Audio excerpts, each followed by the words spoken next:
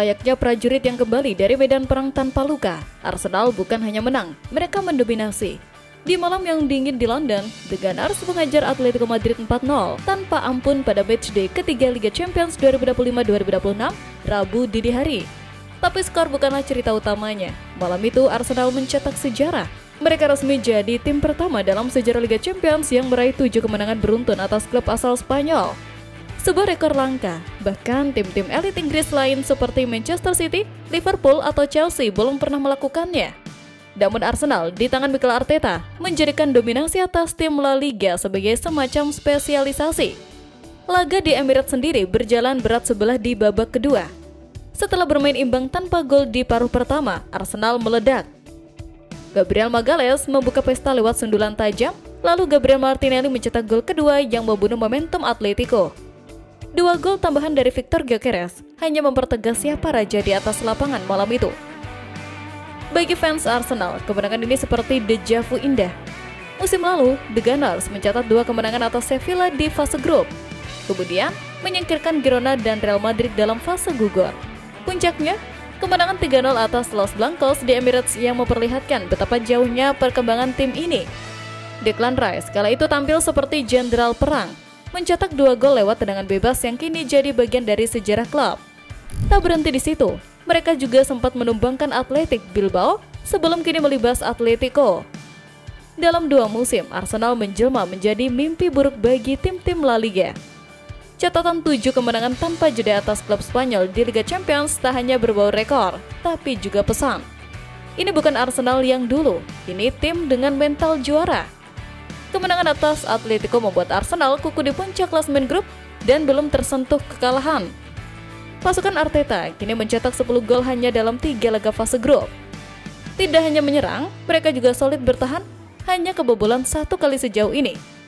Konsistensi itulah yang membuat banyak pihak mulai berani menyebut mereka sebagai kandidat kuat juara Liga Champions musim ini. Arteta sendiri menanggapi kemenangan ini dengan kalem. Kami datang dengan niat menang dan para pemain menunjukkan performa luar biasa, ujarnya. Kalimat sederhana tapi maknanya dalam. Arsenal tahu siapa mereka dan tahu kemana mereka melangkah. Perjalanan masih panjang, tapi sejauh ini semua arah menunjukkan sinyal positif. Selanjutnya, Arsenal akan melanjutkan petualangan Eropa mereka menghadapi Slavia Praha pada 4 November mendatang. Dengan performa seperti ini, bukan mustahil Arsenal bakal menuntaskan fase grup dengan rekor sempurna. Kemenangan telak 4-0 atas Atletico Madrid tak hanya memperpanjang rekor sempurna Arsenal di Liga Champions musim ini, tapi juga mengubah pandangan para legenda terhadap The Gunners. Salah satunya datang dari Thierry Henry, ikon klub yang kini tak ragu menyebut Arsenal sebagai salah satu favorit juara. Pernyataan mengejutkan itu terlontar tak lama setelah Arsenal meraih kemenangan gemilang atas wakil Spanyol di Emirates Stadium. Dalam sebuah program CBS Sport yang dipandu Cat Scott, Henry secara terbuka menyebut 3 tim yang menurutnya paling berpotensi mengangkat trofi di Liga Champions musim ini: Bayern Munchen, PSG, dan Arsenal. Bukan basa-basi belaka, sebagai sosok yang pernah jadi tulang punggung Arsenal di era kejayaan Premier League, Henry tahu persis apa yang dibutuhkan untuk menjadi tim elit Eropa. Ia melihat ada sesuatu yang berbeda dalam skuad racikan Mikel Arteta saat ini: ketenangan, kedalaman, dan keyakinan yang tak selalu dimiliki Arsenal di masa lalu. Pandangan itu pun bukan berdiri sendiri. Jamie Carragher, mantan bek tangguh Liverpool sekaligus analis top, turut mengamini. Ia mengakui bahwa dulu dirinya tak pernah benar-benar melihat Arsenal sebagai calon juara Eropa. Meski kerap tampil memukau di Premier League era Wenger, Arsenal kala itu disebutnya selalu punya celah besar di kompetisi antar klub. Bahkan Jamie menyebut bahwa tim legendaris Arsenal yang diperkuat Thierry Henry dulu bukanlah tim yang cukup kuat untuk menjuarai Liga Champions. Tim itu memang dominan di Inggris tapi gagal menembus batas di Eropa. Kini, anggapan itu perlahan runtuh. Jamie melihat evolusi nyata dalam skuad Arteta. Ia menyoroti kekuatan defensif Arsenal sebagai faktor pembeda paling mencolok. Menurutnya, di kompetisi seketat Liga Champions, fondasi utama bukan hanya soal menyerang, tapi soal bertahan mati-matian saat dibutuhkan. Ia pun membandingkan Arsenal saat ini dengan tim Liverpoolnya yang juara Eropa pada 2005. Tim itu disebut bukan yang terbaik secara serangan, namun luar biasa dalam bertahan dan itu cukup untuk jadi juara. Jamie merasa Arsenal kini punya kualitas serupa, bahkan dengan keseimbangan yang lebih baik. Baik Henry maupun Jamie Carragher sepakat Arsenal kini sejajar dengan Bayern dan PSG. Dari tim penuh potensi menjadi tim yang menakutkan. Jika konsistensi ini terjaga, bukan tidak mungkin akhir musim nanti nama Arsenal akan tertulis di podium juara Eropa, sesuatu yang bahkan tim Invisibles gagal capai.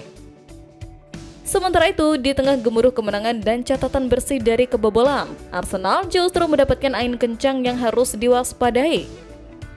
Gelandang bertahan Martin Zubimendi dipastikan absen dalam laga tandang melawan Slavia Praha awal November mendatang, usai menerima kartu kuning ketiganya di fase grup Liga Champions musim ini. Sebuah kehilangan yang bisa jadi berdampak lebih besar dari sekedar rotasi pemain. Zubimendi mendapat kartu kuning saat melawan Atletico Madrid, laga yang dimenangkan Arsenal dengan skor telak 4-0. Itu menjadi catatan disiplin ketiganya dalam 3 pertandingan terakhir, membuatnya harus menjalani larangan 1 laga sesuai regulasi UEFA. Absennya gelandang asal Spanyol itu menjadi satu-satunya noda dari malam sempurna Arsenal di Emirates. Bagi Mikel Arteta, kehilangan Zubimendi berarti kehilangan jangkar permainan di lini tengah. Sejauh ini, peran sang pemain dalam menjaga keseimbangan tim sangat krusial, terutama dalam fase transisi bertahan. Meski demikian, Arsenal masih memiliki alternatif yang layak. Christian Norgard disebut sebagai pengganti ideal. Rekrutan anyar asal Denmark itu punya pengalaman Premier League yang cukup mumpuni untuk mengisi peran sebagai pivot dan bisa menjadi solusi jangka pendek saat menghadapi Slavia. Namun bukan hanya Zubimendi yang membuat Arteta berpikir 2 kali. Declan Rice, sang pemimpin lini tengah lainnya, kini berada di ambang scoring. 2 kartu kuning yang ia kumpulkan dari 2 penampilan terakhir membuatnya terancam absen di laga penting berikutnya jika kembali mendapatkan kartu saat melawan Slavia. Yang lebih menegangkan, lawan berikutnya setelah itu adalah Bayern Munich. Dalam sistem Liga Champions, UEFA baru akan menghapus akumulasi kartu setelah perempat final. Artinya, satu keputusan wasit bisa membuat Rice harus menonton dari pinggir lapangan saat Arsenal menjamu raksasa Jerman. Kondisi ini membuat rotasi menjadi opsi realistis bagi Arteta di Praha. Arsenal memang dalam performa terbaik dan belum kebobolan 1 gol pun, tapi menjaga momentum dan menghindari resiko kartu akan jadi perhatian utama. Dengan modal 9 poin sempurna, kemenangan atas Slavia akan membawa Arsenal melangkah lebih awal ke fase 16 besar. Namun sebelum membidik trofi, mereka perlu memastikan bahwa pasukan utamanya tetap utuh dan siap tempur di setiap fase. Dan di titik ini, keputusan siapa yang bermain atau siapa yang diistirahatkan bisa jadi penentu nasib di Eropa.